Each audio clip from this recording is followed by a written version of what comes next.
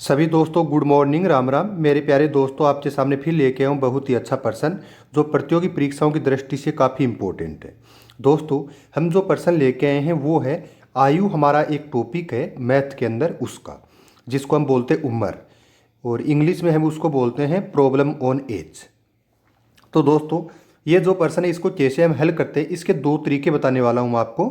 तो वीडियो है इसको बिल्कुल स्किप नहीं करना है, ये तरीका आपको समझ लेना है। इस पैटर्न का अगर कोई भी प्रश्न बनता है आप आराम से उसको हल कर लेंगे।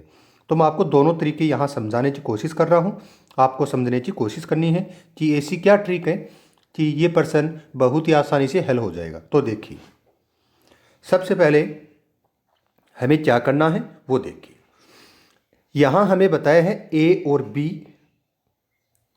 दोनों की जो आयु है, वर्तमान की जो आयु है उसके अनुपात बताए हैं 5 और 3। यानी ए का जो अनुपात है आयु का वर्तमान का वो है 5, बी की वर्तमान की जो आयु है उसका अनुपात है 3। फिर बोला है 9 वर्ष के बाद, 9 वर्ष के बाद यही अनुपात 4 और 3 हो जाएगा। यानी 9 वर्ष के बाद ए है इसकी जो आयु है उसका अनुपात 4 हो जाएगा और बी है इसकी आयु का अनुपात 3 हो जाएगा। फिर पूछा है कि ए जो है इसकी वर्तमान की आयु है वो क्या है। ये हमारे सामने प्रश्न है। तो इस प्रश्न को हल करेंगे कैसे, अब वो समझिए, आपको समझाता हूँ। तो सबसे पहले हमें क्या करना है, हमें ए और बी दोनों को लिख लेना है। ए को लिख लेना है और बी को लिख लेना है। इनके नीचे इनकी जो वर्तमान आयु है उसके अनुपात लिख लेने, वो कितने हैं 5 और 3, 5 और 3। फिर 9 वर्ष के बाद इनके आयु के अनुपात कितने होते हैं वो लिख लेने हैं, वो होते हैं 4 और 3। अब हमें करना क्या है, इनको क्रॉस में गुणा करना है। 5 को 3 से गुणा करना है और 3 को इधर 4 से गुणा करना है। 3 को अगर हमने 4 से गुणा किया तो ये हो गया 12 और 5 को 3 से किया तो ये हो गया 15। यहाँ तक आपको ये समझ में आ गया होगा। अब देखिए आगे इसमें क्या करना है। आगे हमें जो करना है वो, हमें तो ए की वर्तमान आयु पूछी है, तो हम क्या करेंगे वो देखिए। सबसे पहले यहाँ हम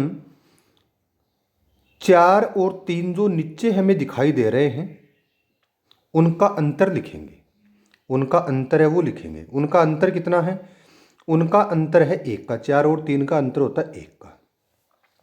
गुणा में अनुपात कितने वर्ष बाद चेंज हुआ है, 9 वर्ष बाद, तो यहाँ गुणा में 9 लिखेंगे। बट्टा में इनको क्रॉस में गुणा करने के बाद हमने जो लिया है 12 और 15 उनका अंतर लिखेंगे। तो 12 और 15 का अंतर कितना होता है, वो होता है 3। अब इसको हल करेंगे, 9 में 3 का भाग देंगे तो कितना आएगा 3। 1 को 3 से गुणा किया तो कितना आ गया 3। अब यहाँ जो 3 आया है ये 1 की वैल्यू है। 1 की वैल्यू कितनी है 3। तो हमें तो ए का वर्तमान जो आयु है वो पूछा है, तो 1 की वैल्यू 3 है, तो ए का वर्तमान में जो आयु है उसका अनुपात कितना है 5।